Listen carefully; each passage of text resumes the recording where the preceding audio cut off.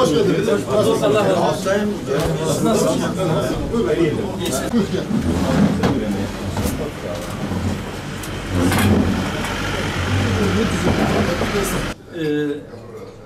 Biz bu değişikliği destekleyeceğimizi, referandumda evet oyu kullanacağımızı, tavanımızı da evet oyu kullanmaya davet ettiğimizi belirtmiştik. Bunun en önemli nedenlerinden bir tanesi 12 Eylül askeri juntasının yapmış olduğu askeri anayasa olması. Bu askeri anayasanın mutlaka değişmesi gerekti. Eğer tümden değişmiyorsa kısmen değişmesinin de olumlu yönde bir adım olduğu ve bu nedenle desteklenmesi gerektiği yönündeydi. Zira malumunuzdur, çok uzunca süre halkın seçtiği kişiler meclise gitmelerine rağmen şu 411 kaosa kalktı manşetini hepiniz hatırlarsınız. Muktedir olmayan iktidarlar dönemi bu memleket yaşadı. 15 yıllık bir tek parti iktidarı var memlekette ama buna rağmen yapmayı düşündüğü bazı şeyleri yapamadığını da yine hepiniz biliyorsunuz. 10 yıllardır halka yabancı bir sistem, hatta kanunlar pek çoğu ithal, dışarıdan getirilmiş, tercüme edilmiş kanunlar. Anayasamız da bunlardan bir tanesiydi. Bu memlekete, bu millete uymayan bir anayasaydı. İnşallah bu gömleği 16 Nisan'da bu millet değiştirmiş olacak.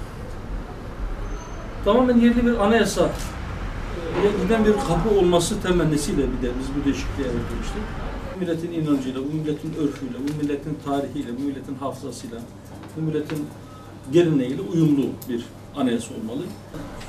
Yapmış olduğumuz uyarılardan bir tanesi kamplaşma uyarısıydı.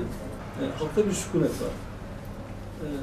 5 gün sonra, 6 gün sonra milletimiz sandığın başına gidecek, kendi tercih doğrultusunda kararını verecek ama siyasetin tepesinde maalesef bu konuda evet ve hayır konusunda kutuplaştırmaya yönelik bazı çabalar var. Bunu yanlış bulduğumuzu bir kez daha ben huzurlarınızda ifade etmek istiyorum. Ve ben şunu söylüyorum. 16 Nisan günü sandıktan evet de çıkarsa, hayır da çıkarsa 17 Nisan günü biz bu memlekette yine beraber yaşamaya devam edeceğiz. Hiçbir şekilde sonuç ne olarak çıkarsa çıksın, öbür türlü olsun isteyenler için dünyanın sonu olmayacak. Bunu herkesin bilmesi gerekiyor. Özellikle de siyaset erbabının buna dikkat etmesi gerekiyor. Halka rağmen bir şey yapılamayacağını biraz önce söyledim. Bu nedenle siyasetten beklediğimiz, daha önce de söylediğim, bir kez daha söylüyorum.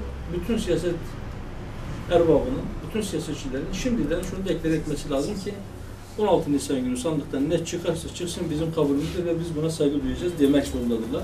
Suriye'deki karşılıklar keşke ne Amerika'nın ne Rusya'nın ne de başka bir emperyalistin, herhangi bir emperyalistin oraya müdahalesine fırsat vermeden ümmet kendi içerisinde bunu çözebilseydi. Maalesef ümmet geç kaldı. Yara derinleşti. Çok fazla kan aktı. Ve bu savaşın kazananı sadece emperyalistler ve silah tüccarları oldu. Dünyanın dört bir tarafında, özellikle İslam coğrafyasında dört bir tarafta akan Müslüman kanıdır. Bu kanı akıtanlar emperyalistlerdir veya onların kuyruğuna takılmış bazı bölge ülkeleridir. Ama biz maalesef şunu tartışıyoruz. Orada kanı akan Müslümanlar, orada ölen insanlar kimyasal silahlarla mı öldü, yok konvansiyonel silahlarla mı öldürüldü, yok şu saldırı şu üstten mi yapıldı, bu üstten mi yapıldı, şu çeşit silah mı kullanıldı, yok uçaklar işte MiG miydi, Su-22 miydi ya da F-16 mıydı, her neyse. Yani Amerika bir okulu veya bir camiyi bombaladığında bu normal bir şey mi?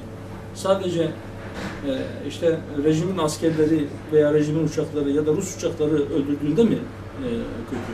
Hayır. Kim öldürürse öldürsün. Neticede bizim coğrafyamızda bizim insanlarımız öldürülüyor. Hangi dine, hangi mezhebe mensup olursa olsun. Ve savaşları bizim topraklarımıza getiriyor. Belki de vadesi geçmiş silahlarını, son kullanma tarihi yaklaşmış olan silahlarını burada tüketiyorlar. Ve emin olabilirsiniz ki bunların parasını da bizden çıkaracaklar.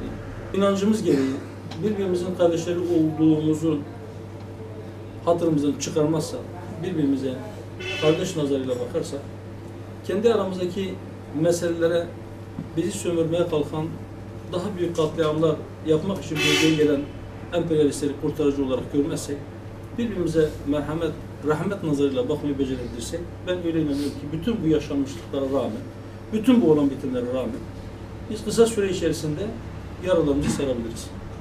Buna muhtediriz, buna gücümüz var. Buna yetecek çok büyük bir hazinemiz var.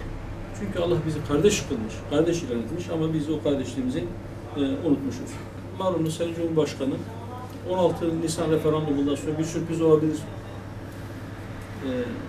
Bir referandum daha yapabiliriz demişti. Malumunuz bazı Avrupa ülkeleri referandum yapmak suretiyle Avrupa Birliği'nden ayrılma kararı aldılar. İngiltere mesela.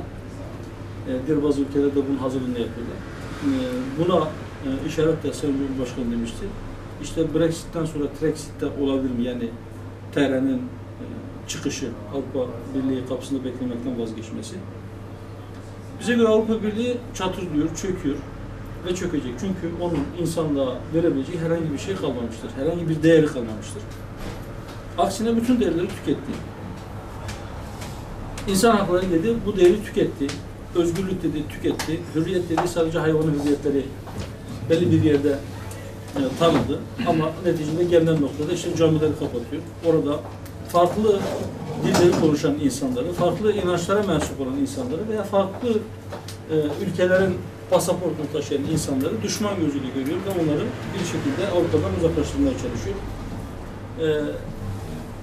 Yüceltmeye çalıştığı değerleri kendisi tüketmeye başlayınca zaten aile kurumu da iyice çökmüş olan Avrupa'nın daha yapılması mümkün değil. Aile bitmiş, evlilik dışı doğan çocukların sayısı, evlilik içerisinde doğan çocukların sayısından daha fazla şu anda Avrupa'da. İngiltere gibi muhafazakar bir toplumda bile evlilik dışı doğan çocukların oranı %50'nin üzerine çıkmış durumda. Biz de hükümete, memleketin yöneticilerine çağrıda bulunuyoruz. Nasıl ki siz sanayicinizi korumaya çalışıyorsanız, bunun için bazı adımlar atıyorsanız, nasıl ki esnafınızın korunması için bazı tedbirler alıyorsanız, ailenin korunması için de çok acil, çok ciddi tedbirler almak zorundasınız. Bunlardan bir tanesi, belki en önemlisi, Avrupa Birliği serüveninden vazgeçmektir. Çünkü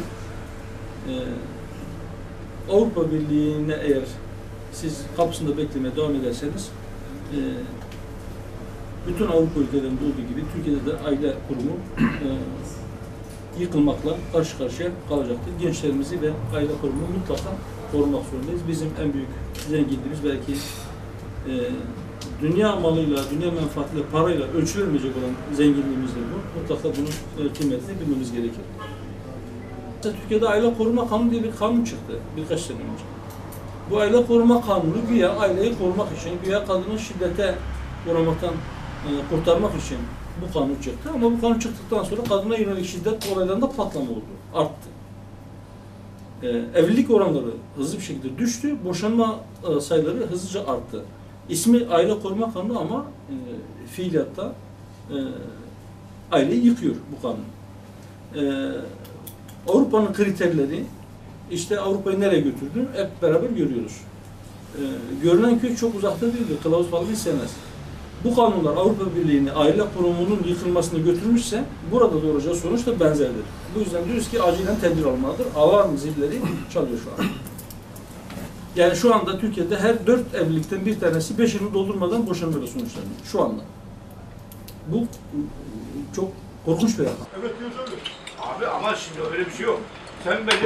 Ben Karadeniz'de bunca buna çalışan bir Allah razı olsun. Yarın görüşeceğim. Allah razı olsun. Allah razı olsun. Müslümanlar kardeşler. Ölçü koyduktan sonra sıkıntı var. Bitti.